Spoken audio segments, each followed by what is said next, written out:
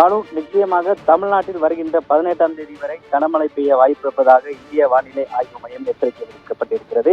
இந்த சூழல்ல தமிழ்நாட்டில் கடந்த பிப்ரவரி மாதத்தில் மத்திய பகுதியில் இருந்து வெயில் அதிகரிக்க தொடங்கிய நிலையில கோடை தொடக்கத்தையுடன் மேலும் அதிகரித்து பல்வேறு பகுதிகளில் இந்த வெப்ப அலையானது வீசி வருகிறது.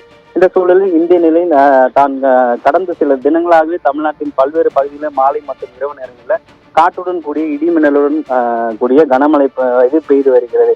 அதே போல அந்த வகையில் தமிழ்நாடு, புதுச்சேரி, காரைக்கால் வருகின்ற 18ஆம் தேதி வரை இந்த கனமழையானது வாய்ப்பு இருப்பதாக இந்திய வானிலை ஆய்வு மையம் எச்சரிக்கை விடுக்கப்பட்டிருக்கிறது.